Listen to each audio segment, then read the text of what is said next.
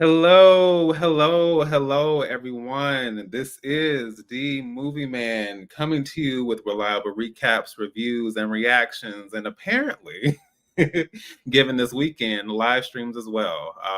This is not quite my jam, but hey, you have to be willing to grow and step outside of your comfort zone, and that's what I'm trying to do. So bear with me, people, bear with me. And I figured since I had recently dropped my Deadpool and Wolverine spoiler review, I figured, well, you know what? The amount of cameos and even Easter eggs, that's its own other thing. But I figured, given the amount of cameos that we had, shocking cameos, mind you, I was like, okay, rather than even go through the process, because I'm an over editor, I'm like, you know what? Let's hop on live.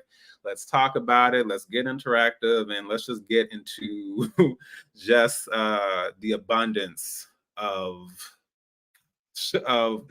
characters and memorable figures throughout the past few years, especially when it comes to 20th Century Fox in that era. So I thankfully am not doing this solo. I mean, I can make it through solo, but I had a cinematic compadre who wanted to roll through and share this conversation, share this experience with me. Before we get to that, I will also just do a quick little run through through the comments. Sin, hello, Sin. Yes, perfect timing. Absolutely. I am so glad to have you here. I already know you have been on already a couple of live streams discussing this. So I would have liked to have you on, but I didn't want to overwhelm you. So I just figured, okay, let Sin breathe, especially since you already have so many live streams coming up. But thank you so much for popping in. Thank you. That means a lot. I am just hoping to keep the ball rolling. So yes. Hey Shayna, Shayna McD, how are you? Happy to see you here. Hey Giggles, glad to see you. Thanks so much for stopping through. Yes, please feel free to like. I never say that in my actual videos, but for the live stream, I'll switch it up. Yes, please feel free to like, leave comments, chat with us in the comments as well. Thank you. That was something I kind of doctored up a little bit. I didn't have all the subscribe and all that stuff. I was like, let me give something to kind of introduce us into this world that we're talking about, especially with the whole 20th Century Fox piece, as I said. Hello, hey Big Ken, hey Doomman. Hello, Cynthia. Thank you so much for coming in. Happy to have you here as well. And yes, I know you would have, but I was like, let me just let you live for a little bit. And this is definitely one that I think people are willing and ready to see time and time again. So yes. Again, thank you all for joining me. Feel free to, again, chat as we go along and let me know, let us know your thoughts on these cameos, your thoughts about the film, and so on and so forth. So without further ado, I'm going to introduce, again, a cinematic compadre. Very recent. We have recently got to know each other on this platform, and we have already had some really intriguing, thought-provoking conversations. And so I figured, you know what, if I'm going to do this, why not have this particular person on? That is none other than Big Ken Talks. What is going on, my friend? How are you? Hey, what's going on? What's going on, D Movie Man? What's going on, guys? Fam, big fam out there. What is going on today? Awesome. So before I get into any further conversation, what made you want to join in on this particular conversation, if you don't mind me asking? I mean, what? Why not talk about this? Because at the end of the day, right? Deadpool Wolverine is probably one of my most anticipated movies to come out this year. First and foremost, having Hugh Jackman Wolverine come back and knowing how Ryan Reynolds what he's going to do, the fourth wall breaking. We knew the cameos were coming. We knew that this was going to have huge implications on the Marvel Cinematic Universe. So to now that I've watched the movie twice now. Now, having watched the movie and seeing all the different Easter eggs, all the different cameos, man, it gets you excited for what's coming up, what's going to happen in the future for the Marvel Cinematic Universe, right? Absolutely. Absolutely. So before we also delve, because I have some additional thoughts I want you to expound on as far as the film and maybe expectations beforehand. Can you please let everyone know who Big Ken Talks is? I have people, of course, on my channel who may not be familiar with you. So when it comes to your channel, your presence on this platform, what is Big Ken Talks all about? Let us know. Yo, absolutely. Yeah, so I'm Big Ken from Big Ken Talks, and it's just another channel, movie, TV show review channel. I like to talk all things movies, all things TV shows. It doesn't really matter. I'm a huge fan of just cinema and in whatever platform that it provides or that is provided in. On the channel, if you ever stop by the channel, you'll see interviews, you'll see movie reviews, you'll see the TV reviews. I love to do shorts. I love to just engage with you guys just to see what you guys are thinking. I love to have those conversations. But yeah, it's just an all around chill place where I like to get like minds to talk about movies and TV shows and go from there. Awesome, awesome. So, given what what a unique franchise this has been, and maybe not so unique for people who are very familiar with Deadpool, I would like to know what your knowledge of Deadpool was prior to these last few films that we got, and then going into the first film, second film, and even this film. What have your expectations been, and how do you think these films have delivered and progressed over time? Yeah, absolutely. So my actual knowledge when it comes to Deadpool was actually probably pretty shallow. I mean, I knew Deadpool, I knew the character of Deadpool, I knew that Deadpool was this fourth wall breaking type of character. I know he was also, well, I guess it depends on who you really talk to, but he's also a ripoff of Deathstroke from DC. But and that's ultimately where a lot of my I think a lot of my knowledge really comes from, or a lot of my interest really relied upon was DC. So when it came to actual the Deadpool character, I didn't know too much. I knew he was an awesome character, anti-hero, went by the beat of his own drum, healing factor, things like that. Very shallow information when it came to Deadpool. As far as expectations for Deadpool, I think the first live action viewing we got was from X-Men Origins Wolverine. And I remember Ryan Reynolds playing Deadpool in that version. I was like, I don't know too much about Deadpool, but I know that is definitely not what Deadpool was supposed to be all about. How are you going to sew Deadpool's mouth shut first and foremost, right? Like the merc with the mouth. Like the merc with the mouth. Exactly. So, it kind of lost a lot of faith when it came to, what will these big studios do with these characters. Like I said, I didn't have a lot of information when it came to Deadpool, but I knew enough to know what right looks like and what wrong looks like. Now, when it came to when Ryan Reynolds came back and said, hey, they're going to make a legitimate Deadpool movie, I'm a huge fan of Ryan Reynolds. And I think even from the jump, when it came to Ryan Reynolds playing Deadpool, I think everyone was on the same page on that he would be the perfect Wade Wilson. That sarcasm, fourth wall breaking, like that is kind of his shtick. So I was cautiously optimistic when the first Deadpool movie was announced. And then when I finally got the opportunity to watch it, man, was I just completely blown away. I absolutely loved that first Deadpool movie. I thought they finally truly captured the essence of the Deadpool character. It was from that movie that made me want to dig deeper into Deadpool and learn more about this character, learn more about, his universe, what he's all about. And then from there, Deadpool very quickly became one of my top superheroes, but that's more because I'm a big fan of anti-heroes. I love the anti-hero, niche when it comes to superheroes. So Wade Wilson Deadpool definitely skyrocketed because of that movie. That's what increased my interest, which I think increased a lot of people's interest into the Deadpool character. That first movie was just amazing. I think it was the best, I believe it was the highest grossing R-rated movie. I believe that is, or at least highest grossing R-rated superhero movie. Like, amazing, amazing. Now, with those expectations, when Deadpool 2 came out, again, now it's just increasing, it's growing. You're bringing in Cable, like, okay, whatever you did before, which I think studios have a tendency to do, is, you know, whatever they have before, they want to make the second movie bigger and better.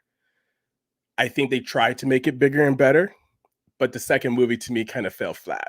I really like the first. I loved the first movie, but I think with the second movie, I don't know, that it just didn't seem as cohesive. It didn't seem like there was actually any true stakes with the second movie. I understood Cable's story, or the introduction of Cable, understood his story, understood his motive, but I just wasn't connected to him, you know. And when it came to, you know, Deadpool's story, it was kind of a little bit much of the same. So I didn't dislike the second movie, but I didn't have the second movie as high in regard as I did with the first one.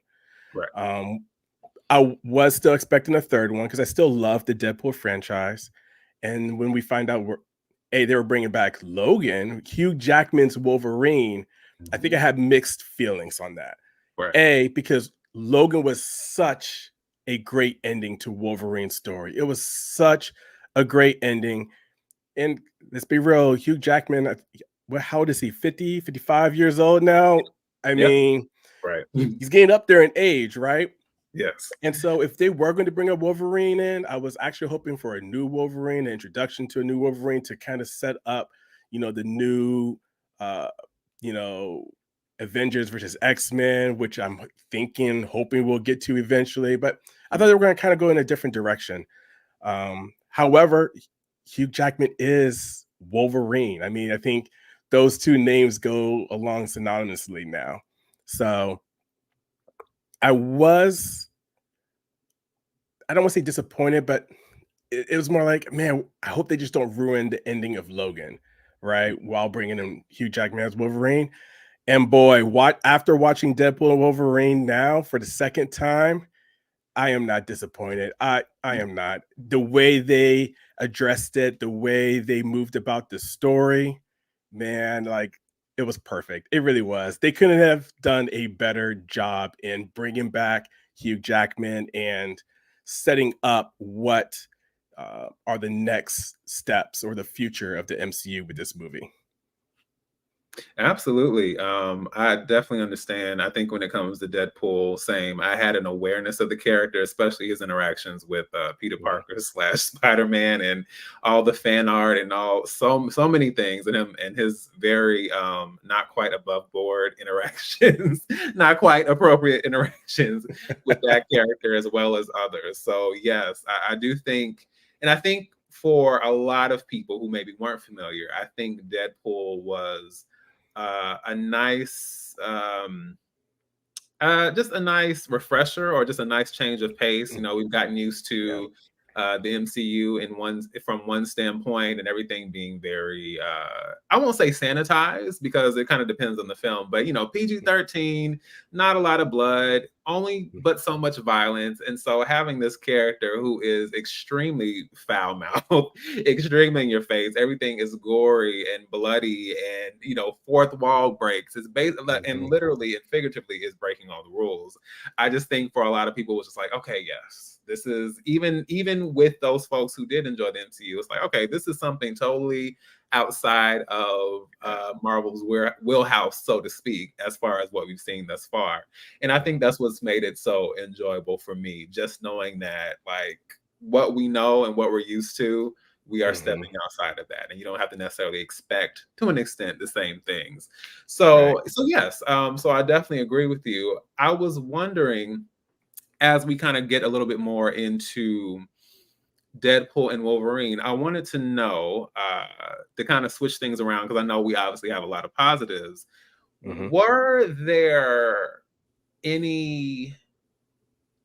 Okay, Okay, well, first let me say this. Were there any cons that stood out to you? You've seen it twice. Mhm. You enjoyed it for the most part, but I'm curious, like, was there anything that you felt like could have been improved, or even with your enjoyment, like, what's something that maybe could have been tightened up or just done in a way that would have resonated with you more? Yes. Oh, absolutely. This movie is not perfect. First and foremost, it's not a perfect movie. It's perfect for what they gave us, but it's not a perfect movie. I think my biggest con or my biggest complaint when it came to Deadpool and Wolverine is I think at its core, it was actually a Wolverine movie. It's Wolverine who has the character arc. I mean, this version of Wolverine who has the character arc.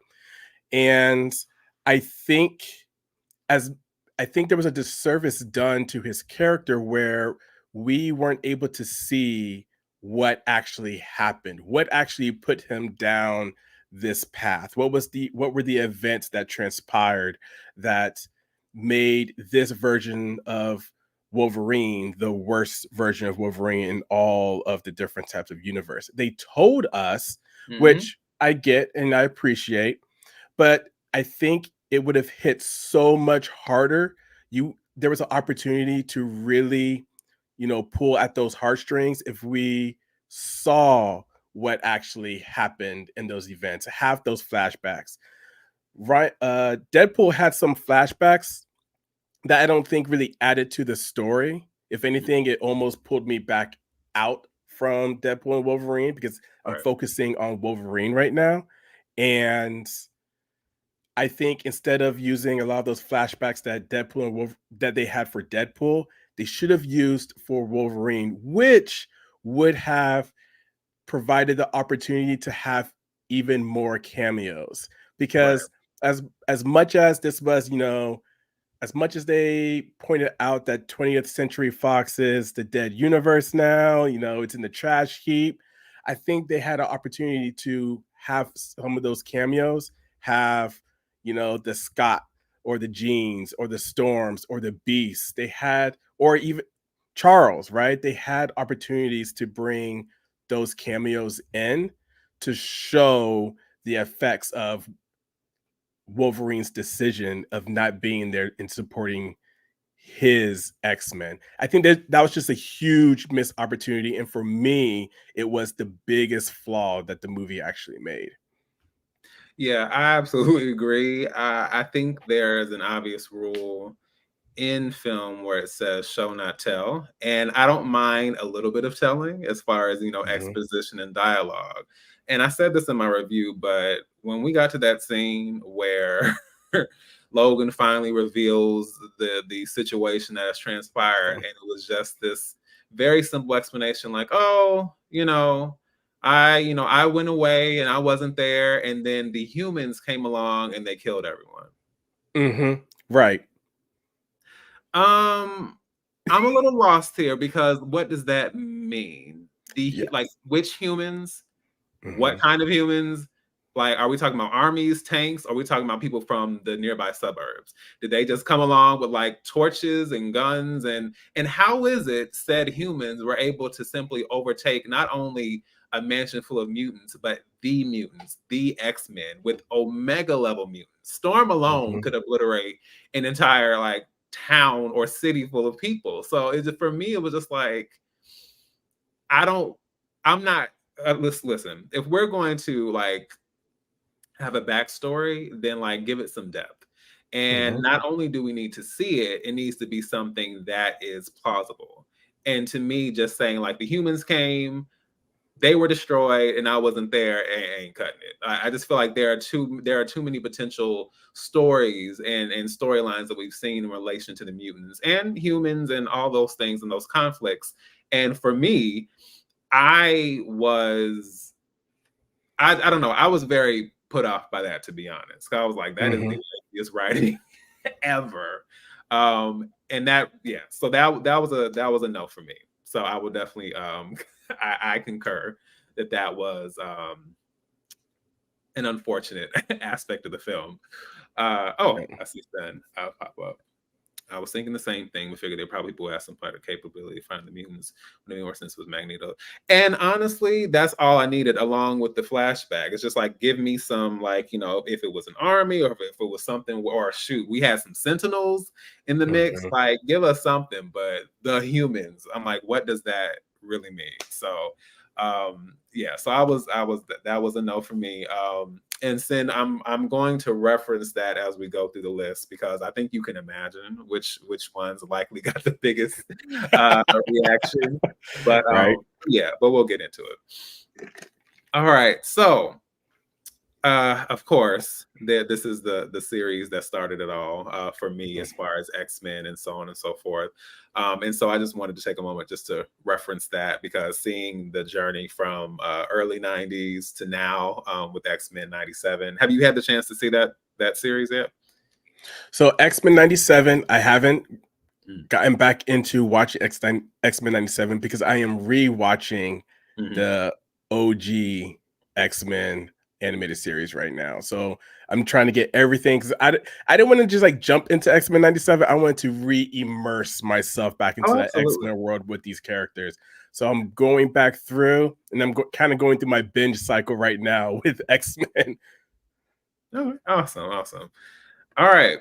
So we have seen the evolution of of the Wolverine, the Hugh Jackman, throughout the years. And so I just wanted to ask, again, as we delve a little bit deeper, one, did you know anything about Hugh Jackman prior to the first X-Men film in 2000? And what is your take on his interpretation of the character, and what's your favorite performance as the character has been and slash film?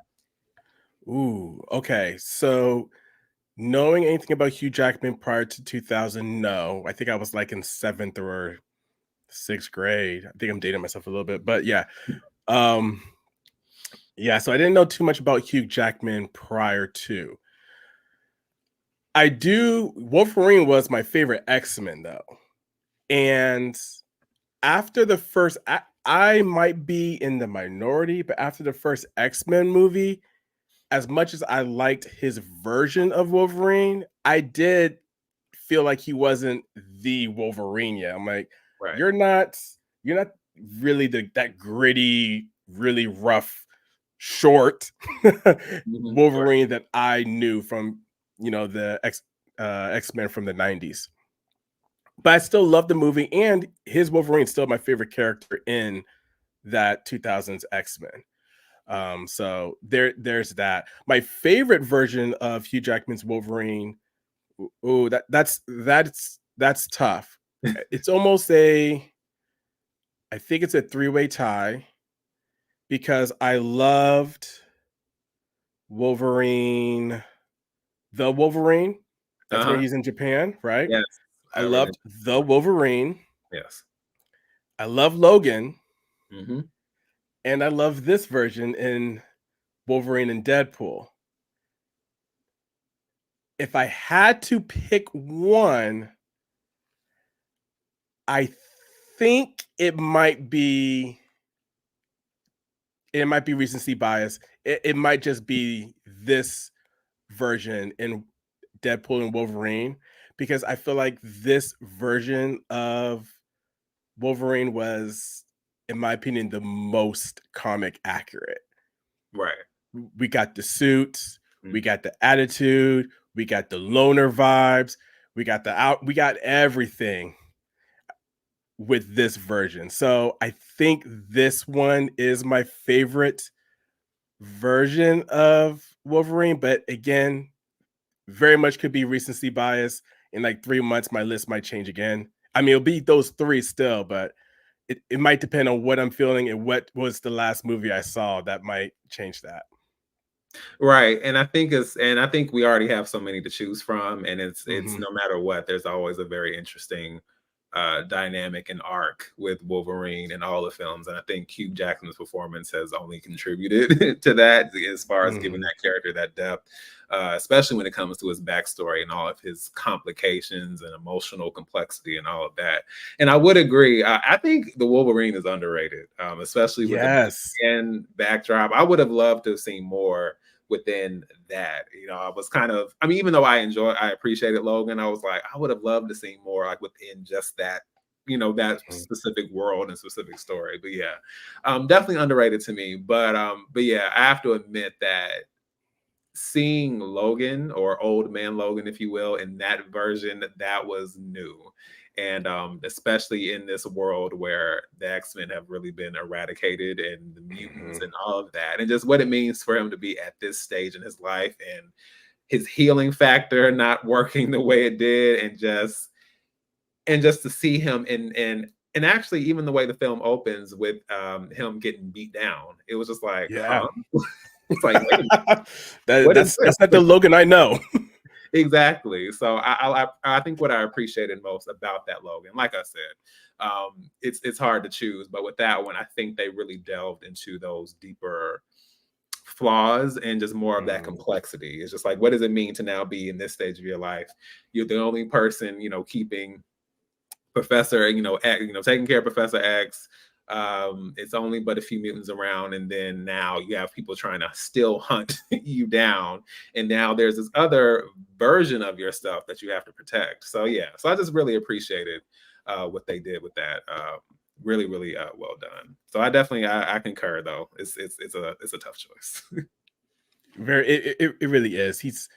I mean, at this point, even though we didn't know anything about Hugh Jackman prior to 2000, I mean, I think it's easy to say he's a household name. And I think every project he's done since 2000, X-Men or not, like I've loved everything he's done since then. I mean, The Greatest Showman, like his performance in that movie, you know what I mean? Like he's such a talented actor, and everything he does, you can tell he has the most fun and he puts the most into his work. Yeah, absolutely agree. I see Sin saying, I've heard there's a bigger cut that'll be included in the Blu-ray, so maybe we'll get some answers along those lines. Fingers crossed. I've seen some really good deleted scenes, or scenes on the cutting room floor with some of the X-Men films. So I would be interested in seeing like what they, or if they do something like the road cut. I'm still so heated that the road cut was not in theaters, because it was, at least to me, it was a completely different experience. Not that I disliked Days of Future Past, but I just felt like there's no reason we shouldn't have seen Rogue and all these other scenes, on the big screen. So yes, I'd be intrigued to see that as well, or some kind of director's cut.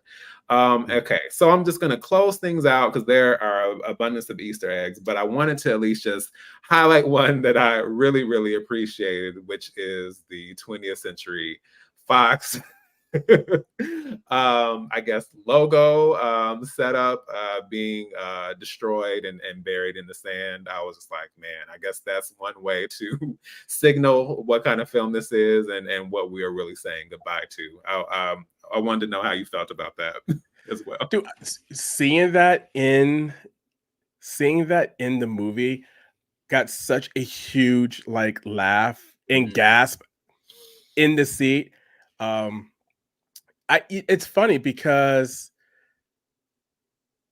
oddly enough, as we go through, a lot of the characters that we actually experience in this movie are 20th Century Fox characters, which in a way, because they're, in the trash heap, they all are living. I mean, they're all still alive.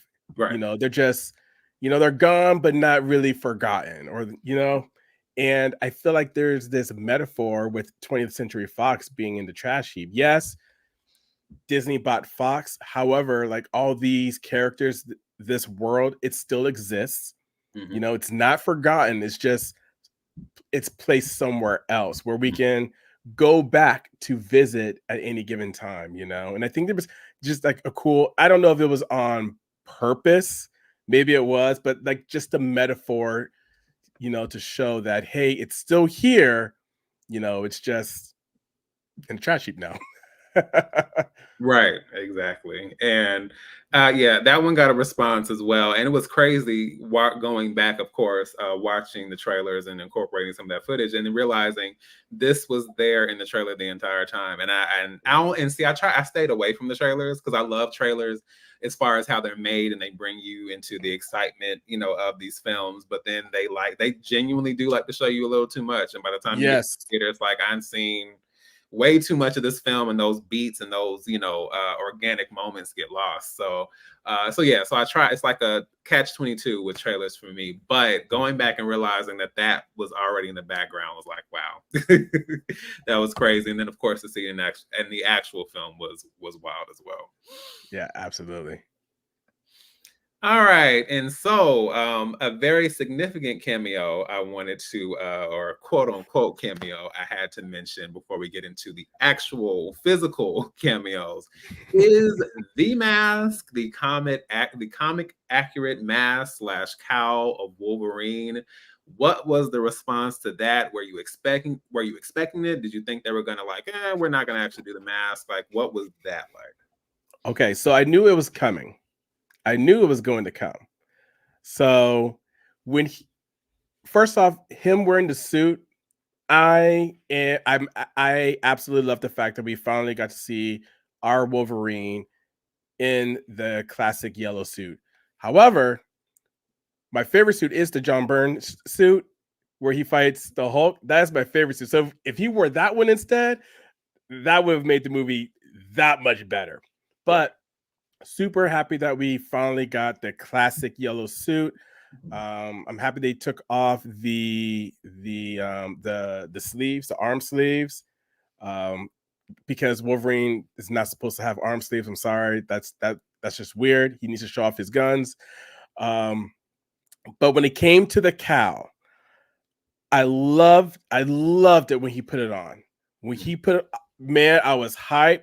I was screaming in the chair. I was grabbing my son. I was like, he did it. I was like, he did it. Right. And Yes. After I'm watching it and I see it on, I'm not going to lie. It did kind of look stupid though. It didn't. I felt like it didn't really look right. In some scenes, I'm like, that just looks weird. But I did love it. We had to see it. We needed to see Hugh Jackman. We needed to see the Wolverine finally put on the cowl. But I did think, especially in certain scenes, I don't know if it was the CGI or what was going on. I'm like, it looks a little off. It looks a little off, but I am happy we finally got to see it. Yeah, Sten said, I love the cameos. Even a song made a cameo. The one from the opening scene, it played briefly next to. Are you talking about the one that plays when Nightcrawler is laying waste to the White House? Because I think I heard that one as well. Let me know, Sen.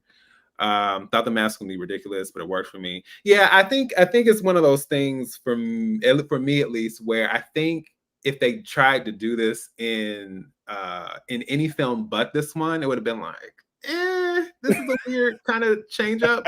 Actually, but I also mentioned in my review, I wasn't sure if you were familiar with this, and it actually ties into what I was saying as far as like the good deleted scenes that we get with some of these films. Were you familiar with the deleted scene with the Wolverine at the end of the film that was going to be in there? Where is that where the suitcase piece where he picks up the yes. Yeah. And then the actual, cowl and suit and all that is there. No, absolutely. Yeah, I do remember that. Yeah, you've seen that. Okay. So yes. So I was thinking like, it would have been cool to see that, but then given, of course, and then we ended up getting Logan and everything else. So that wouldn't have worked. But let's just say hypothetically that didn't happen. I do think it would have been a weird adjustment to then incorporate the mask there. The reason why I think it works a little bit more, even with the silliness, is because Deadpool at its core, like that these films are very silly and very comedic. So it kind of plays more into the cheesiness and the comedic, nature of it.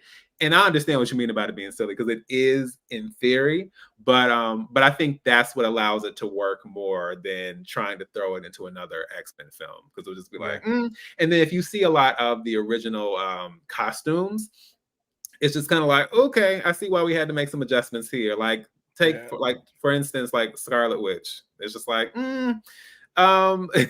it's a very I don't know if that was the intention or not, but it has this very seductive edge to it. And I'm like, that's probably not going to fly the same way it did. And just some of these with the tights and the spandex and all that. And it has just a different kind of look to it. So making those adjustments, I know how that works. But yeah, that definitely, I was hype as well. I knew it was going to happen. That's why when everyone kept going on about like, well, where's the mask? Where's the mask? And why, I'm just like, we cannot spoil everything on set photos. To me, are already bad enough because I kind of feel like I wish we were still in the era where we didn't even really see any of that stuff. But now everyone has these smartphones and devices. So I was just kind of like, but I knew it was going to happen. It just was a matter of when. And so the fact they saved it for so close to the end, I was just like, just when people might think like, oh, we're not getting this and weren't thinking about it, then boom, here we are. So yeah, so I thought that was definitely a moment for me as well. Let me ask you, do you think that we're going to continue to get this costume in future MCU films? It depends. I feel like it's still going to be a variation of this. I feel like since this, even what we're seeing like on screen here, since Hugh Jackman has still kind of put his stamp on this, I feel like they're going to find a way to incorporate. I feel like they're going to find a way to either do a remix of this, or because there are so many other versions of the Wolverine costume, like the one you mentioned with Hulk versus Wolverine, they could still like harken back to even some of those other versions and incorporate this that way. So I could see it kind of going either way, but there are a lot of options to choose from. Let's see. Sin bye. Yes. I'm sorry. When you said the opening scene, I was thinking the opening scene of X2, but no, yes, it did. Bobby, he turns on the radio and it's like, and they're like, ugh, when it starts playing. Yes, that was a great callback. That was so great. Yeah, I agree. Berger Rokar, aka Jace. What is going on, Jace? It has been a minute. I hope you are doing well, man. I don't know if you've gotten a chance to see. I'm assuming because this is spoilers, so run for your life if you've not seen the film. But yes, I'm happy to be discussing this. Live streams are not usually what I do, but I'm excited to be here, and I'm excited you're here as well. So thanks so much for joining, man. I'm so glad I stayed away from info as much as this is possible. It was great to be very surprised moments of Olympus. Yes, exactly. And it's just like, and I was already irritated because there was one that ended up being not leaked, but it was literally put in the trailer. I'm just like, why is this necessary? So that irritated me. And it wasn't even something I was looking for. It just happened to pop up. And I was just like, here I am minding my business. And here you are like trying to just really take away from this experience for me. I do not appreciate this. But anyway, it's all good. Okay. Cameos. We must discuss the cameos. So I'm going to start with some lower tier cameos because there were quite a few. So we got a lot of Marvel characters that we've seen in past films, but kind of appeared in the background, and most of them were played by other actors. These weren't the original actors playing these characters. So I'll just go run through those really quickly. Yes, and yep, I was not happy about that because it made people were going to go see this anyway. So it'll be one thing, and I don't agree with this either, but it's one thing when you feel like you have to get people and draw people in, but it's like people are already going to see this. So why do we anyway? Anyway, moving on. Okay. The Russian from The Punisher. Now, I never saw The Punisher 2004 or the Warzone film that they did. The only version of The Punisher I've seen is in the Daredevil series. I didn't even get to see the Punisher series. So I am behind the 8 ball on The Punisher. But were you familiar with this particular cameo? Yes, I was. I wish when I saw this cameo, I thought we're going to get a Punisher cameo. So I was excited. Like this built up excitement that was unfulfilled for me, unfortunately. I was super stoked about this. I can't believe you haven't seen the old school Punisher films. See, the thing is, what always tell people is that, like, my world in early 2000s, especially when it came to movies, it was like, if my mother or a family member does not take me to the movies, there's no option to go. Like, it was, I think once I got into having my own car and all that, like, my whole trajectory as far as movie watching has evolved over time. But back then, it's like, and then of course it was, I was, I was, I was almost of age, and I probably could have gotten in, but also the R-rated piece made it worse as well. And also, if my family member or whoever didn't feel like going, or they didn't want to see that particular film, then it's just like I'm stuck. So yeah, so a lot of films kind of fell by the wayside as a result of that. So, but I'll have to definitely watch it now. I think it'll be a different appreciation, especially having seen this and some of these other like Marvel films. Blob from X-Men Origins Wolverine. Were you familiar with this cameo? No, where is Blob at? Blob popped up. I saw him, but it's not, and like I said, because there are so many characters, you kind of have to you would literally probably, once this is like on streaming or on Blu-ray and all that, you'll be able to kind of like pause and look like, oh, there you are. So yeah, so I remember seeing Blob, but I don't remember it being very like an extensive look. It was like a lot of them were just kind of, you blink and you miss it, basically. Yeah, there was a lot of that. Yes. All right, yes. Psylocke. Yes. Yes. Not the same actress though. No, Olivia Munn. And I kind of understand to an extent, because none of these appearances like really, no disrespect, but I'm just saying none of these really meant anything in the long run. There were no like moments or scenes. It was just like, okay, we're here to do this fight sequence. So coming down to it, unless I just really, really wanted to, I probably wouldn't have taken the opportunity to like, oh, let's go out to this desert and let's fly wherever so I can appear in the background, unless they came up with something for them to do. So I kind of wasn't surprised by that when I thought about it. Azazel from X-Men First Class. I'm sure he stood out to you. Yeah, they actually, it's funny because with his character, they show his character specifically multiple times throughout the film. Like they really focus in on his character, but he doesn't really do much. Or then quick end. Exactly. Very quick end. Sin said there are so many different characters, it would be easy to miss them. Definitely. I don't remember Blob at all. Yeah, it was like a brief kind of, some of these I feel like I just happened to kind of like, my eye just happened to catch, depending on where like your eye was looking at like on the screen. It's like, oh, okay, cool. Sin said I didn't notice her either. I did see the girl with the long knives for fingers who was the next two. Yeah, definitely. Yeah, she did look like the same actress, but I might have been wrong. From what I saw, it wasn't. I don't believe so. Kelly Hu was the original actress.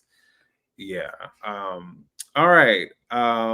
Juggernaut. This was probably the obvious one out of all of them. Yeah, no Vinnie Jones, unfortunately, but and they definitely, well, of course, with the Fox piece, this is a different interpretation of Juggernaut. So this is not a jewel in the helmet and that whole other piece involved at all. This is mutant Juggernaut. Yes. Callisto. Did you recognize Callisto? So I thought I did, but I wasn't quite sure if that was her. I'm like, I think that's you, but I don't know. Yeah, I think she's looking over the railing and she's watching everybody.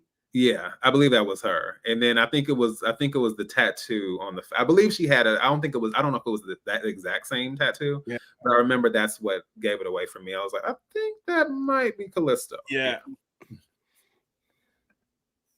Lady Deathstrike, as Sin mentioned, from what I remember, I think they, like, if you've seen X-Men the animated series and you've seen what that version of Yuriko or Lady Deathstrike, it felt like me that they did that interpretation of it, because she didn't look like this. It had more of that look, if you're familiar with how she looks in that particular series. I mean, I think they kind of stay true to Kelly Hu's version.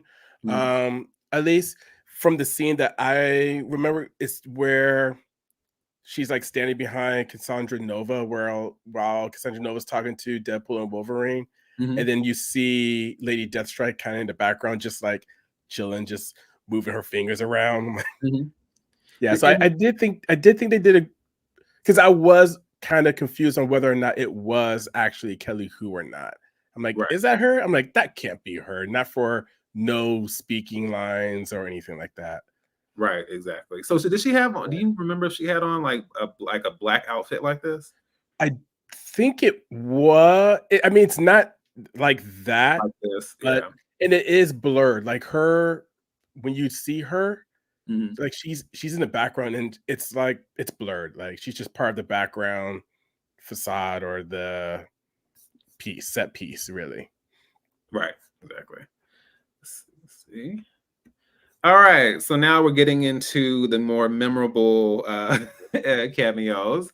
And we had to, of course, start out with the OG Sabretooth, Yep. which, from what I heard, this was already kind of hinted at in maybe one or more of the trailers. What is your memory of this particular Sabretooth in 2000, and how do you and also not just the version in 2000, but then the version we get in X-Men Origins Wolverine, and then seeing this version come back through? Okay, so I love this version of Sabretooth. I thought this was a better representation of the Sabretooth that I knew growing up and that I was familiar with. Not saying I didn't like Liv Schreiber, but Liv Schreiber's Sabretooth was, I felt like, too smart. Like, I thought he was way too intelligent. Like, he was way too, like, he carried his own way too well. Sabretooth to me is kind of like that dumb brute, super strong, but can't really think for himself. He needs somebody else to tell him what to do. This Sabretooth to me fits that bill. Reminds me way more. He reminds me more of the X-Men 90s animation series. So I loved seeing him come back. I wish I didn't know that he was coming back. Right. That's something the trailers spoiled. I wish I didn't know that. It would have been great just to see him, pop up. Even though his time on screen is very short, that still would have been great. I would have accepted that perfectly. But yeah, I was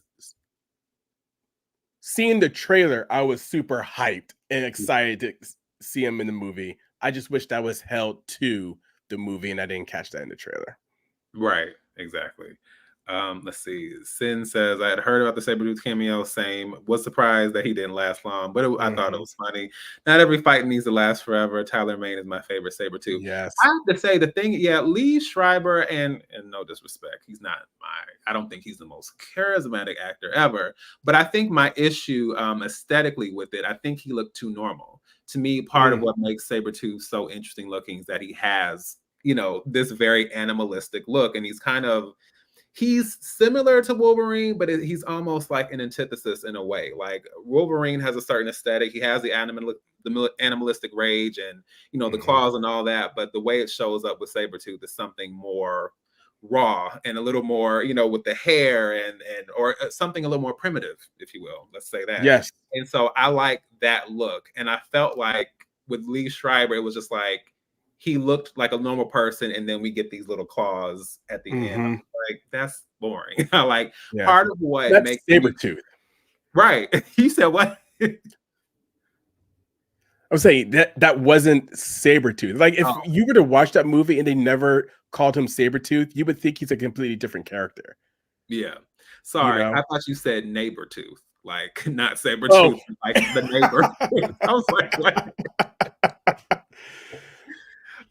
Which, I mean, I'd agree with that. But yes, I think what makes the mutants so interesting, and it's not like that with all of them, but sometimes what makes some of the mutants interesting to me is how their particular power or ability manifests itself physically. And so some of them you can't tell anything, and then sometimes it's like, oh, your skin looks like this, or your hair, or your eyes.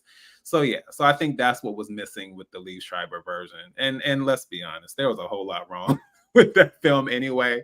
So it's not surprising that fell flat. That was another thing that was kind of frustrating to me.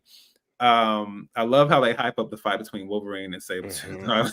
And in a brief moment, yeah, I was kind of like, I mean, I get it. Same with what Sin said. Like, it kind of, it's one of those things where the joke is that it subverts your expectations. It's like, okay, you gotta go. Let's get you out of here. And he also said it was bittersweet, though. Cool to see the "I'm gonna cut your head off" line from the first X-Men payoff, but I wish it would have been a tad bit longer. I agree as well. Just just a little bit more, like 5 more minutes, please. Just 5 more minutes. D, I could not agree with you more about Leave Sabretooth. He's a good actor, but dude look way too normal. That's what I'm saying. Way too normal to be Sabretooth. It's just like, can we get some? And I'm not saying that Lee Schreiber would have looked right probably with all of this, but something. Give us, lean into that primitive, animalistic nature. Otherwise, like, what's the point to me? Sabretooth was way better portrayed for as brief as it was. I do agree with that. Yep. I really, hey, Mr. Anti-Idiotic, appreciate you stopping through. I really want Kitty Pryde to be Tom Holland's Spidey new girlfriend in the MCU. That would be interesting. Now, I will say this. There's, we've seen a reset in No Way Home, and we're getting another Spider-Man film. Yep. So, yeah, I'm wondering, like, what, and there are a lot of, there's Black Cat, and there's a lot of other femme fatales that, Spider-Man interacts with. So I'll be interested to see who will take center stage next. Sin says, yeah, that's why I like Tyler version more. It was more feral and dangerous. Yeah, to me, that's feral. That good word. Yes, I agree. Exactly. All right, moving on to Toad, portrayed by Ray Park, who also was the iconic Darth Maul from Star Wars Episode 1, The Phantom Menace. So what was it like for you seeing this particular cameo and then your experience with the initial film? So, I mean, Toad, it was cool seeing Toad back. It was a good callback to their, like Sabretooth, a good callback to that first, original X-Men film. But I wasn't really a huge fan of Toad. I wasn't a huge fan of him in the X-Men film. And seeing him back in Deadpool and Wolverine, cool. I love the callback. I love tying the worlds together. But seeing him didn't really do anything else for me. And I think, we kind of talked a little bit earlier where we could have, like, talking about Wolverine's flashbacks and showing us what happened. I feel like this is a cameo where we could have used some of that money that we paid for this actor to pull a different actor back from the X-Men universe, one that's more closely related or has a personal relationship with Wolverine. So we could have did that. They could have went that route. But I mean, it was cool seeing him. Just he didn't really do much for me. Right, not high up there. Yeah, not really. Okay, Sin, I will definitely check that out. Did you know Peter and Kitty in the Ultimate? See, I'm not well versed in the Ultimate Universe. I know, of course, like it's a whole new bag as far as the characters and how they interact. But I'm familiar with some aspects of it, but not that. So if that's how that goes, it would be interesting to see, definitely. All right, Pyro. Again, what was your again, same question. What was your take on this character in the original? I think it was X2 and X3, and now seeing the circling back around in this film. Yes, in X2, I found him like in the original X-Men films. Gosh, he was so annoying. Like I couldn't stand this character. Like, great, I guess in the essence, good acting on his part, good bad guy, good villain. Couldn't stand him. And that just carried on a little bit more here. Didn't like him in this film either. I really didn't like how he was able to take out Johnny Storm like that, which I guess makes sense. Cool. But I'm like, God, dog it. Like, I don't know. Cool seeing him. But again, he wasn't a cameo that once I saw him on screen that I got super excited for. It was more along the lines of, oh, okay, cool. Another cameo. We know him, seen him before, got it. Let's move on. What else we got? Right. I just realized I've gotten so caught up in the conversation that I was not ranking anything. So I meant to say that as far as my top 10, I'm just so lost in the conversation. So going off of the top 10, my number 10 was Sabretooth. Was Sabretooth in your top 10? Oh man. So no, hold on, let me see. Actually, my number 10 was actually Juggernaut. Oh, okay. Gotcha. Juggernaut was actually my number 10. Okay. All right. And then Toad for me, did I mean to? You know what? I think I did this the wrong way. That's because I don't know why. Because you know what? Initially, I thought the reason I put this here is because I thought Ray Park played Toad again, and then I found out he didn't after the fact. So technically, Toad is 10, and then Sabretooth is 9. Because I would have given kudos just for it being the same actor again, because I think, Yeah. stuff like that is cool. But then it was just like, oh no, just, all right. And then like the character didn't have a whole lot of presence, but I just was giving it points for that. So yeah, so Sabretooth is at 9, Toad is at 10. Okay. Pyro for me is at 8. So I didn't have Pyro at 8. Mhm. Okay, so this may have been cheating, but just the small glimpse of the Hulk was enough for me. And I'm like, I would have put the Hulk higher if we saw more of his face, like we got more of him. But Right. the fact that we saw at least a preview of Hulk versus Wolverine and Hulk Yes. throwing down Deadpool into the wall, I was like, that was great. So Hulk was actually my number 8.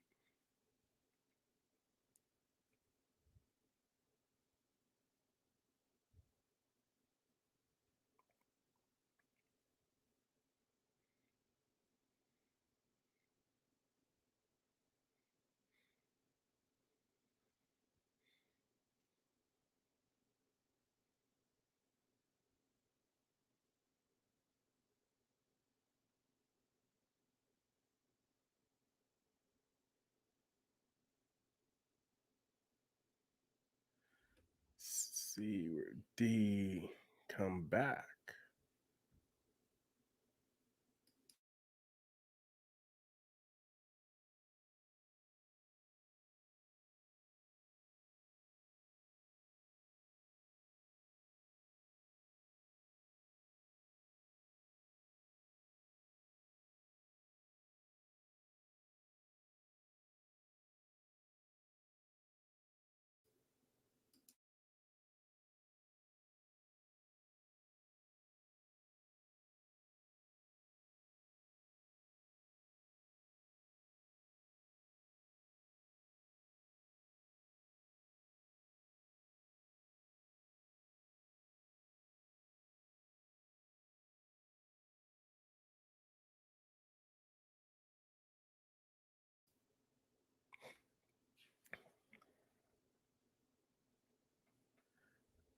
All right. Well, that's just me. Come on, D. Where you at, my man?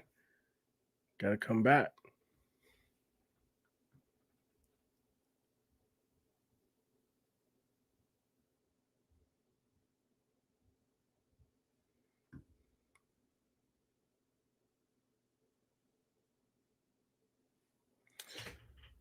Probably just gonna have to reset.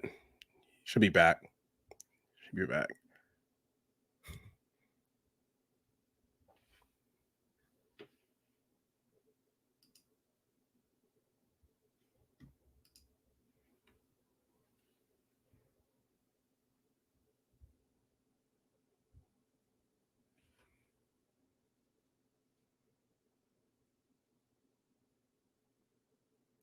Well, dang, guys, if you guys still there, we're gonna give D a couple of minutes. I'm sure he's gonna be right back. Maybe had to reset. I don't know if there were storms. JB collection, that's funny. He's so shook. He's so shook he froze. That's funny. All right, what'd you say? Sin, his internet is acting up. He just messaged me on Twitter. Okay. So I'm assuming he's just resetting it. Okay. There you go. Look at that. Dang, I was like, me having Hulk at number 8 had you crazy, man. You were just like, no. Yeah, I couldn't take it. I had to cut and Can't run. take that. Yeah, it was unacceptable. Oh gosh. Okay. Thank you guys for hanging in there. Thank you. Let me pull this back up. There we go. We were so Hulk for you was let's see. Bum, bum, bum, bum, bum, bum. Okay. So Pyro. Pyro for me was 8, and then Hulk for you was 8. Yes. Okay.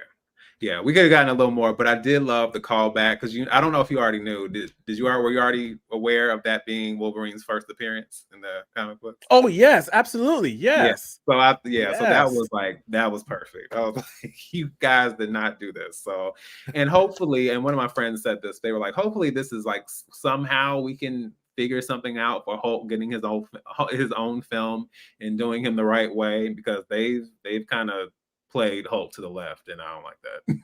A lot. Yes, they have. Agree. It would be amazing to have another standalone Hulk film. I would, because I mean, even still, what was it? The Incredible Hulk, Edward Norton's Hulk. Yeah. Look, I might be in the minority, but I loved that film. Like, I thought Mhm. that was a great Hulk film. I wasn't a big fan of the Eric Bana version, but Edward Norton's Hulk, I thought was actually a good film. So I would love to have Every another time, one. yeah, every time I think of Eric Bana's version, I just think about those giant mutant dogs, and I really don't know what else to say, because that is Yeah. still like lodged in my mind. We had Hulk Yeah. fighting giant mutant dogs. Yeah, okay, sure. Um, all right. My number 7 is Elektra. Now, what's funny is I did not ever see the Elektra solo film. Like I said, early 2000s, pickings were slim. But I did see Elektra in the Daredevil film at that time, which, although I recognize it probably wasn't great, and definitely nothing compared to the series, it was something I enjoyed for the most part. Mhm. And I also realized that the interpretation was definitely a little bit different, given the character. But yeah, it was definitely cool to see her pop up. How was this one for you? I love seeing Elektra pop up. Uh, I love Jennifer Garner. I liked Mhm. her take on Elektra. She's actually not my favorite, but I did like her take on Elektra. She introduced me to Elektra. And so seeing her in the film, it put a smile on my face. And the joke between her and Ryan Reynolds with, how Daredevil died and he's like, I'm sorry. And she's like, oh, it's fine. Like, I got the Mhm. nod. I got, the whole side joke, to Ben Affleck and their Mhm. divorce. I thought that was, fun, tongue in cheek. But yeah, seeing her appear it put a smile on my face. It really did. And it's fun. It brought her back to the forefront because I had actually forgot about Jennifer Garner's Elektra because we have a new Elektra in the new or the Netflix Daredevil series. So it was cool to see her come back. Yeah, I agree. Since that, yeah, I enjoyed that Daredevil movie too. Yeah, I think some of these, especially with the early 2000s, like we understand like where things have gone awry with the source material and the adaptations and all that. But I think some of them are fun in their own way. Some of them are not, because some of them are just not great. But I think some of them just have a certain kind of charm, even if it's just the early 2000s piece about them and a little bit of nostalgia there as well. So yeah, but I always enjoyed Daredevil. All right. So I'm kind of cheating to an extent, because I am this is my number 6, and I am grouping all the Wolverine variants into my number 6, with one particular one that's standing out as the leader of 6. I wanted to ask, you kind of have alluded to it already, but did you have a favorite Wolverine variant that popped up? And if it's a particular one, then I'll once you start talking, I'll just switch to the next slide. Yeah. All right. So, okay, first off, I did what you did, but I have the Wolverine variants a little bit higher up on my list. So Okay. number 6, I actually have Chris Evans, Johnny Storm. I have him at number 6. Okay. Gotcha. Um, but even with that, I did what you did, and I do have one particular Wolverine variant separated from the variants. Now, seeing the variants in Deadpool Wolverine, it was something that I was hoping for coming into this movie, knowing that we were going to get variants, it's even alluded to in the trailer.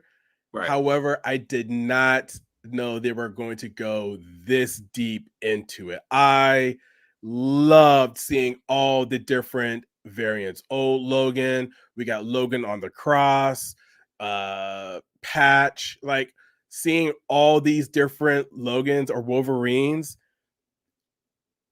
I was talking earlier to one of my friends, and I could have had a movie with just that. Right. Just going through all the different universes, interacting with all the different Wolverines. That would have been an amazing movie all in itself. That I just loved it. I was so hyped when that scene came through. And even going back for the second time, it was the scene that I was most like excited to watch again, to see all the different Wolverines and Logans doing their thing. I agree. Tough question for you. If you could see, I think don't mention the leader because I think we might have the same leader. But Mm-hmm. out of these variants, if you could choose one to see in a, this is a hypothetical, but this in a hypothetical world, if you could see a film involving one of these Wolverine variants, which one would it be? Okay, so I really think this is kind of an easy question because I Mhm. think everyone would probably go with Wolverine versus Hulk. John Mhm. Byrne, original first appearance Wolverine. I think that's the one everyone would go with.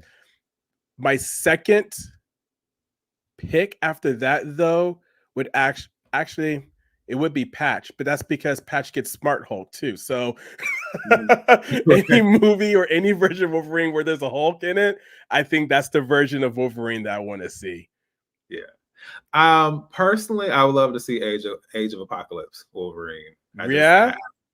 Just leaning into that you know that's more of that brutality and that animalistic nature, just that extra grit, edge, roughness, like just that feral aspect that we were talking Mm-hmm. about. I would love to have a little bit more of that and just see like what would a story with that Wolverine look like. I mean, I know there is a story, but I'm just saying like from that Right. perspective it would have been interesting. Okay, so have these four variants, but I have to mention a particular variant that involves the comic accurate, short, stubby version Mm-hmm. of Logan slash Wolverine. This is actually I found this. There was someone on one of these forums who had created like this Norse mythology version of the what's the word of the mutants and all that. And it's actually some really cool ones. But I saw this and it's like a dwarf Wolverine. I'm like, well, this is the closest I can get without finding because I couldn't find an actual shot. So what did you think of that? You know what's funny with the comic accurate Wolverine? It was great to see him on screen. It was great. I love seeing comic accurate, but it made me appreciate Hugh Jackman's Wolverine that much more. Because I'm like, this probably wouldn't work out for me. I was like, it was great to see, but it really did make me appreciate Hugh Jackman's Wolverine, his height, his build, the way he's pretty much embodied the character. Mhm. It makes me enjoy and appreciate that version that much more. Yeah, and I think it was in its own way, at least in my opinion, feels like it was a little bit of I think they were taking a pretty big shot at the people who have criticized Mm-hmm. Hugh Jackman for being miscast and not having the height and all that kind of stuff. And it's just like, okay, well, is this what you wanted? Here you go. Yeah. Like, so, Yeah. yeah, I thought that was hilarious. And of course, again, as was mentioned, we've already discussed it at this point. But yes, the Hulk versus Wolverine, that was definitely a moment. And it gives me hope for the future. I know it won't necessarily be with Hugh Jackman, but if we can find some way to get that story in whatever version of Mm-hmm. X-Men we're going to get, I would absolutely be here for that. And here we come to Oh. the spoiler, or one of the spoilers. And Yes. that is Daphne, aka X-23. Now, was this spoiled for you, or was it a surprise when you watched her in the film? So it actually was spoiled for me, and it sucks because it was spoiled for me like I want to say only 2 to 3 days before I Yep, actually watched the film. same. And funny enough, I remember reading an article maybe about a month, 2 months ago where she's talking. She's like, I don't know if I'm in the movie, if I'm in, or, giving us the very, my lips are sealed regardless of what's happening with the film, which is, I was fine with, Mhm. absolutely fine with. Because I didn't know if she was going to be in it. I was hoping she would be, but if she wasn't, it was a question mark. And that's, I think, when it comes to movies, especially like this one, those question marks are needed. And when it was spoiled, that that was a little disappointing. That was disappointing because it robbed me of that feeling of seeing her. Like as soon as we see just her boots, Uh-huh. outside the van, I already knew who it was, and had I'd not known that she was already going to be in the film, maybe I would have already known who it was when we saw, just the boots outside the van. But at least I would have then had that excitement and that, joy of realizing who this character is. And I feel like that was robbed. So it kind of sucked, but I'm super happy that she made her way into the film. I actually have her higher on my list though, because I think Okay. for number where are we on? We're on number 5 or 4. Believe we are. I believe we are at 5. Yes. This is 5. Yeah. So, um, uh, Chris Evans, Johnny Storms is my number 5. Okay. But yeah. Gotcha.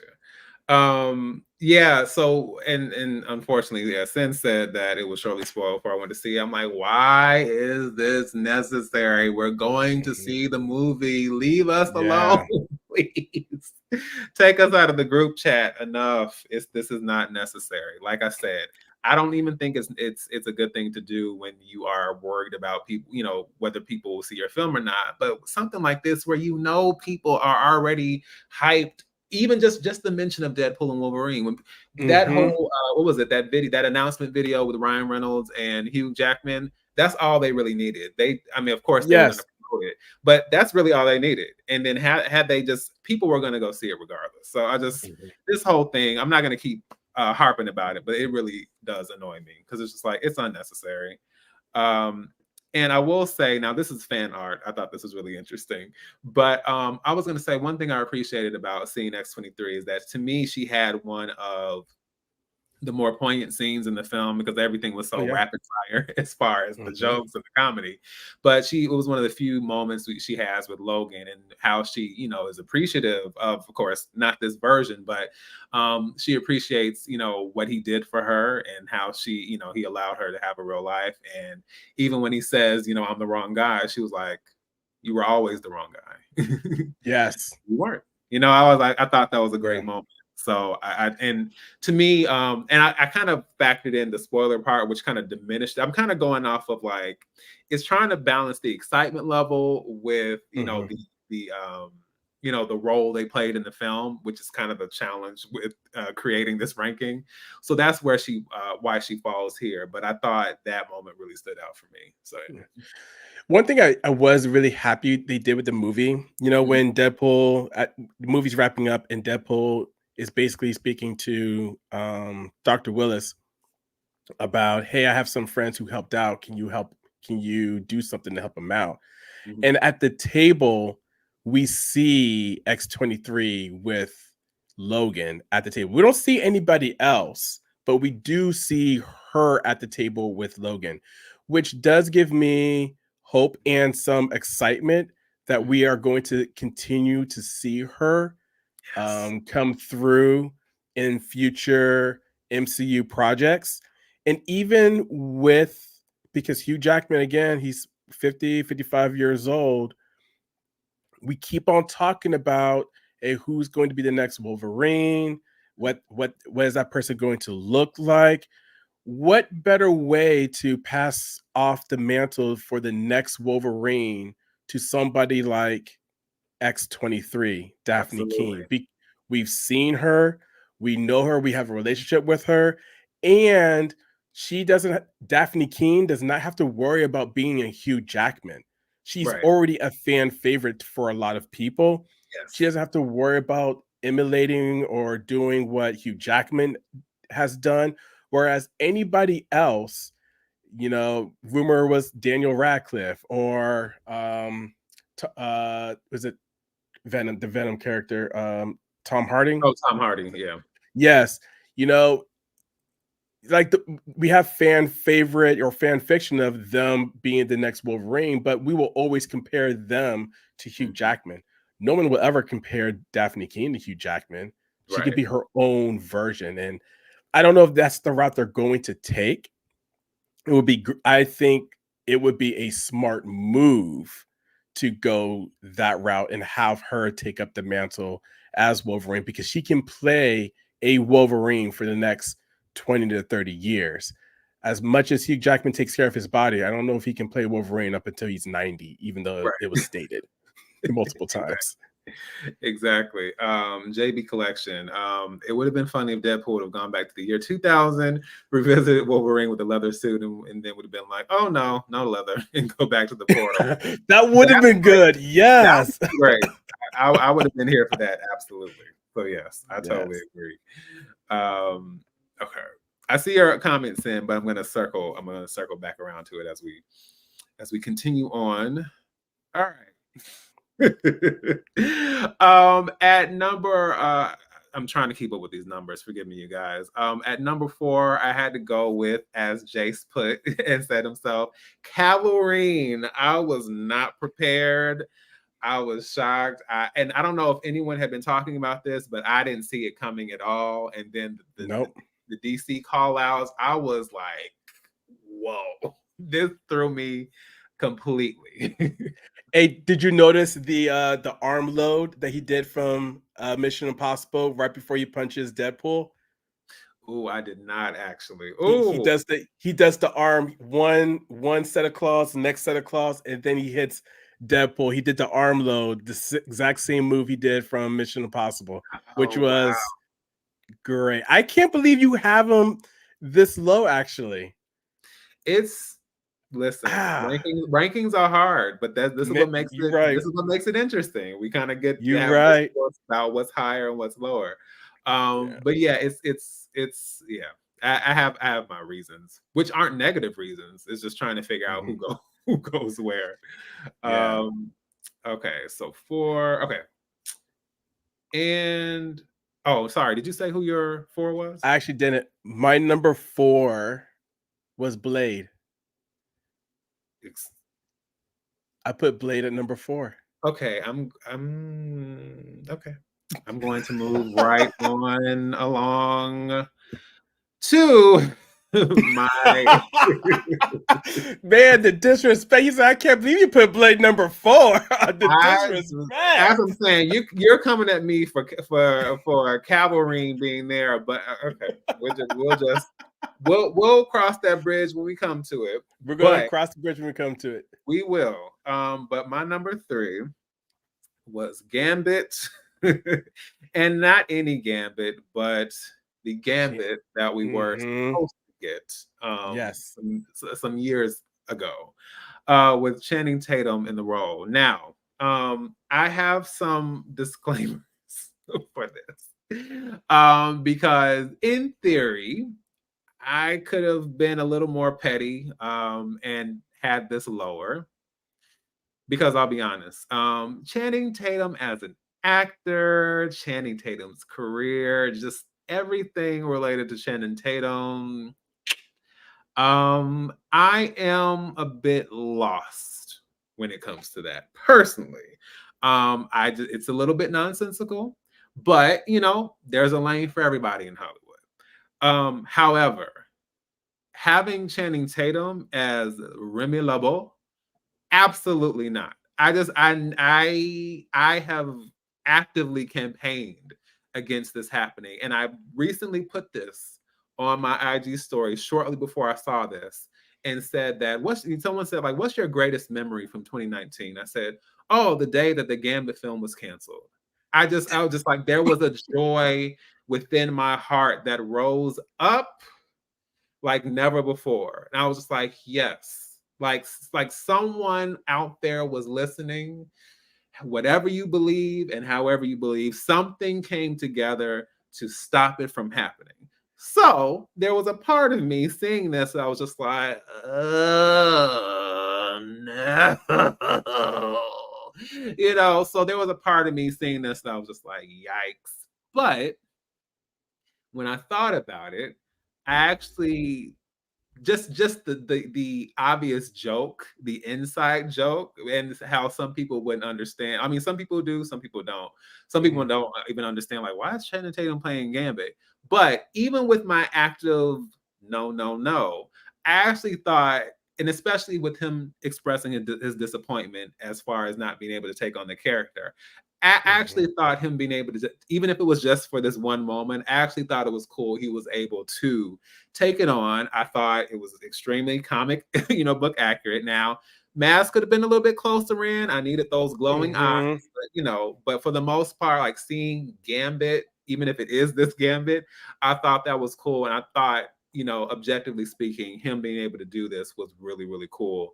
And like I said, even them poking fun at his accent and stuff like that, I appreciated that. I'm always, I give people a fair shot. So I'm complex, So even when I'm iffy about something, I can see the greater picture, and I appreciated what they were trying to do with this.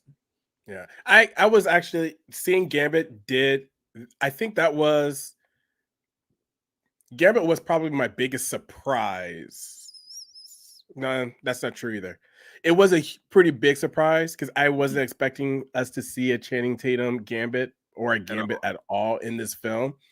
And I followed Channing Tatum in his desire to play this role. And I loved how, through their tongue-in-cheek jokes in the film, it's like, is this, you really wanted to do this, but nobody wanted you to do it? Like, I love the jokes that they had in the film about Channing Tatum wanting to play Gambit.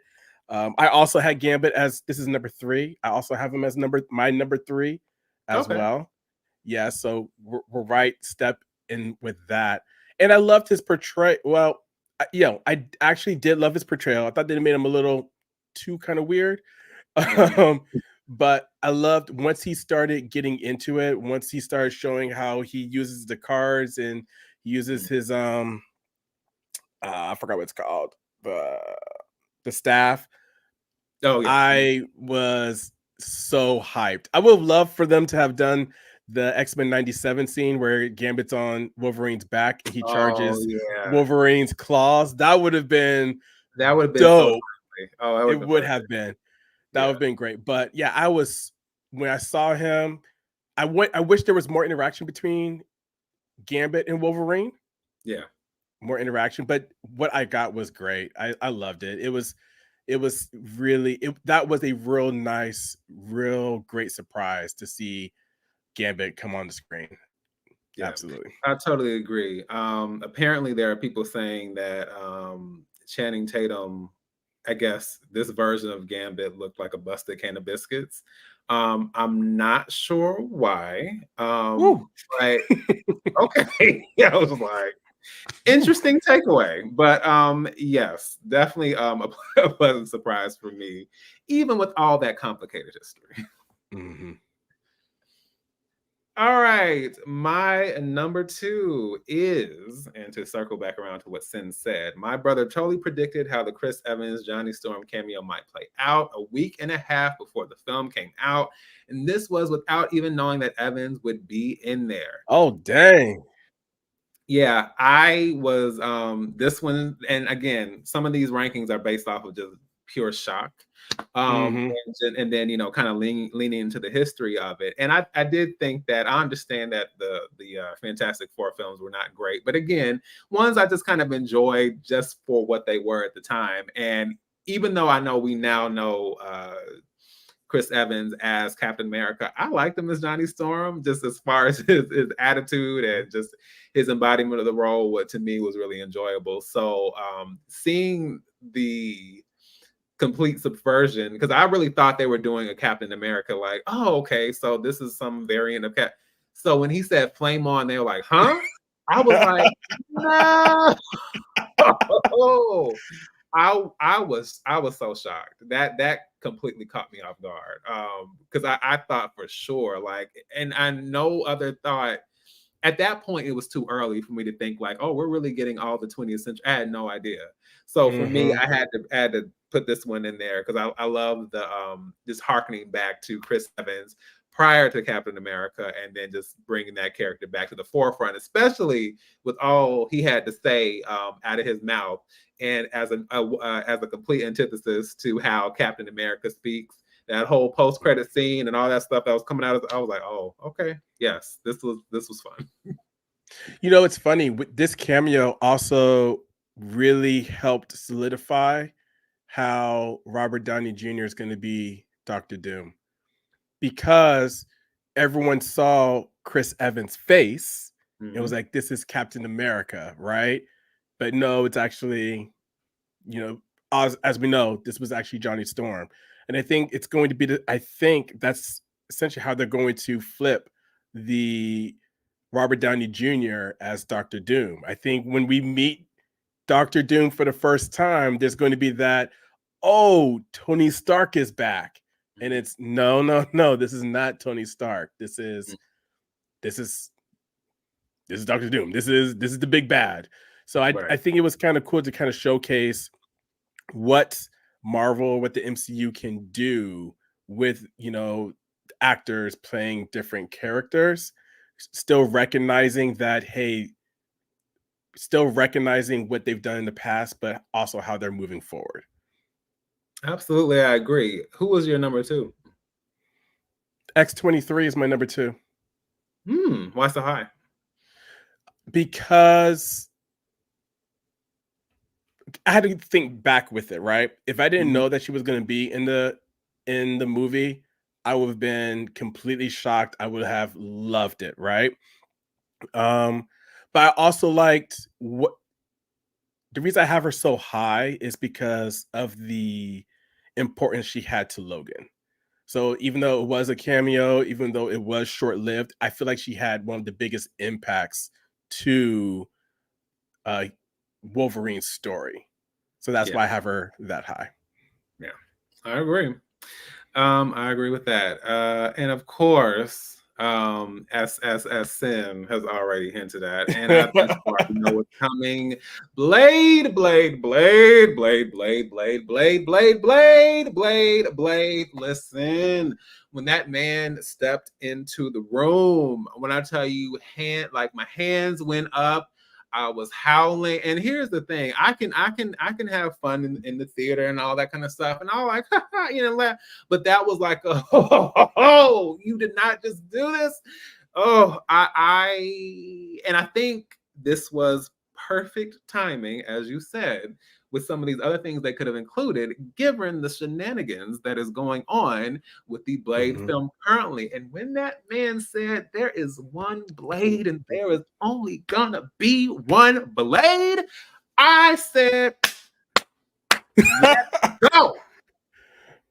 Number 1, the Blade, the only Blade. No disrespect to Mahershala, but Blade. Hey, so check this. Did you know Wesley Snipes' Blade is now the longest tenured superhero? He beat Hugh Jackman with this appearance. He is, and he deserves it. Why? Because Blade was the film to save Marvel from bankruptcy. So none of this would have even been possible without who? This man right here.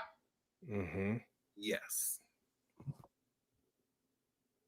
No, I was seeing Blade. To circle back around to what Sin said, Okay. And she hinted at it in her review as well. Please feel free to check that out and check Sen out in general. She's a wonderful creator and a very good friend of mine. Blade was my favorite of the cameos, all caps. My audience cheered the loudest for him. I was not prepared to see Wesley Snipes show up. It was so much fun. I'm telling you, not unless folks, I don't know if folks go looking for leaks, because I absolutely don't. But oh my gosh, I heard nothing, had no clue. That's the last person I thought would have showed up here. I want to see another Snipes Blade movie. I do as well. Yes.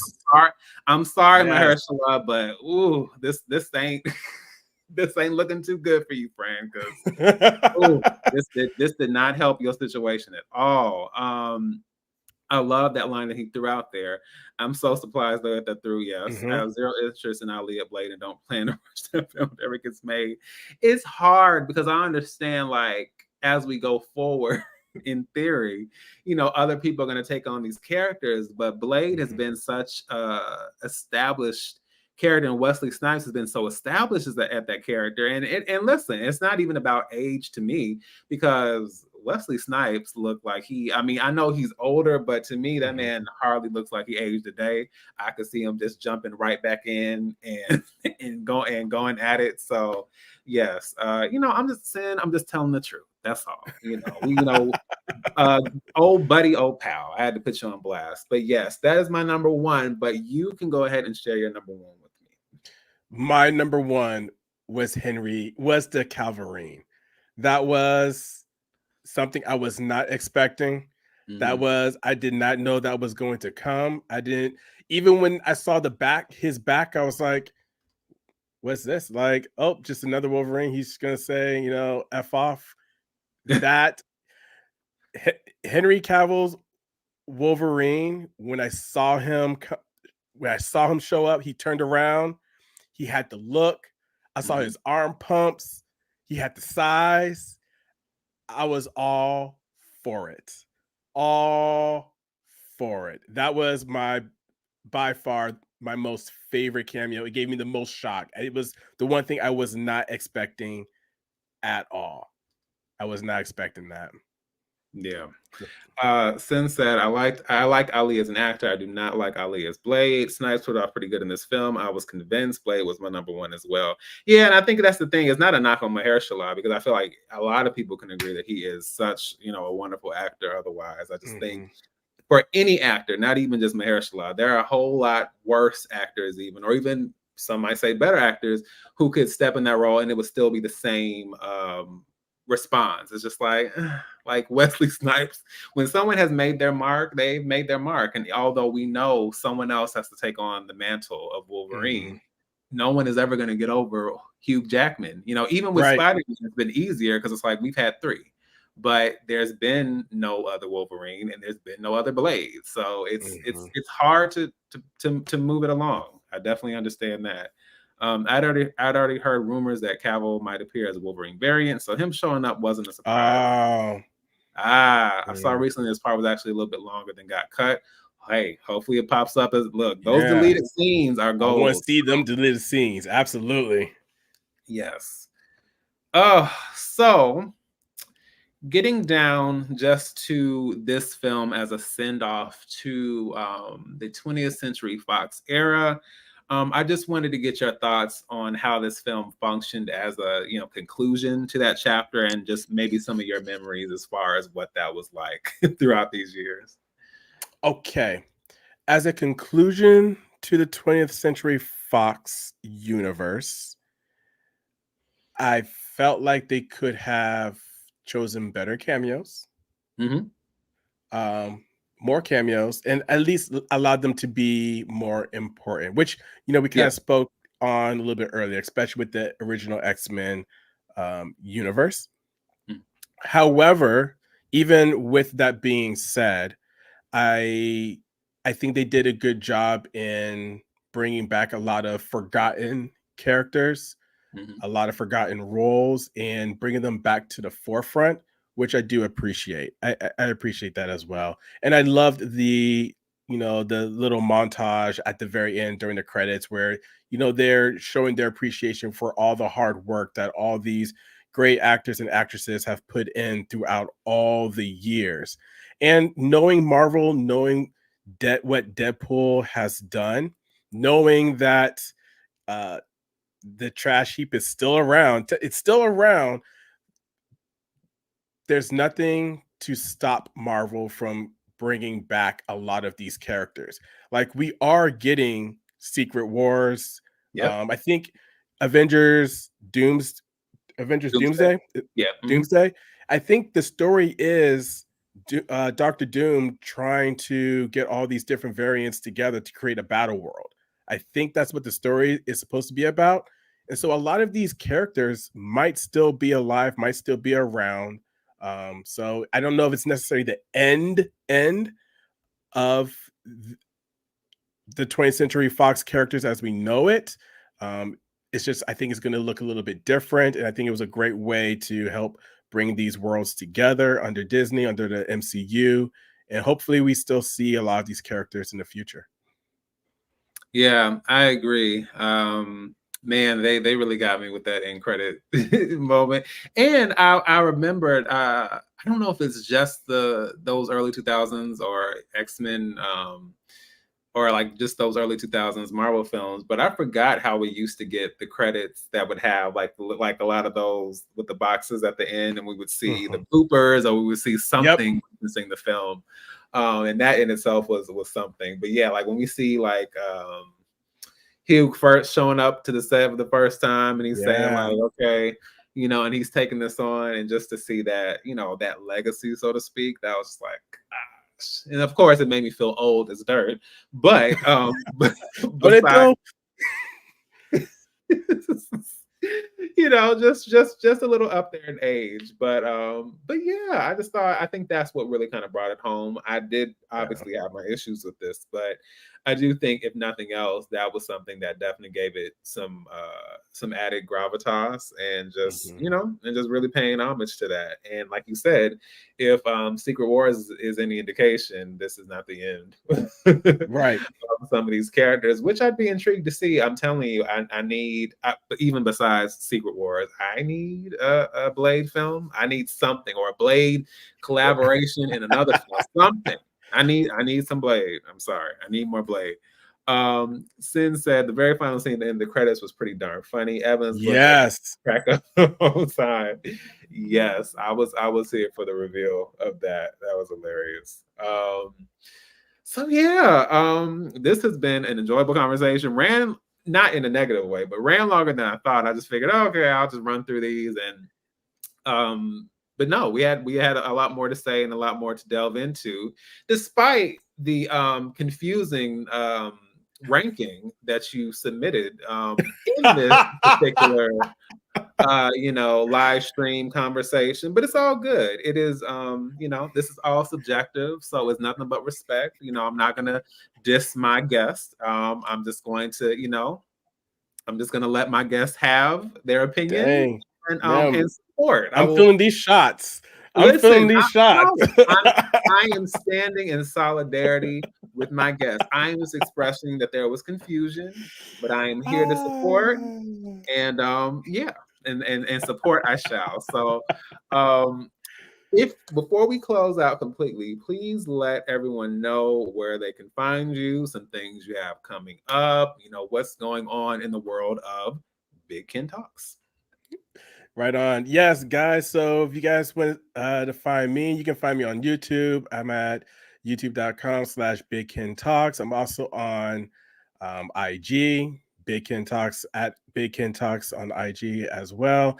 And yeah, so I got some interviews coming up. We got some podcast episodes coming out. I have Emily Ashby, who should be on the channel soon. I have Heath Corson, who should be on the channel soon. So I have a lot of great guests coming on, ready to have some great conversations about the world of cinema, the world of Marvel, and all of that. So if you guys want to come by and check that out, you're more than welcome.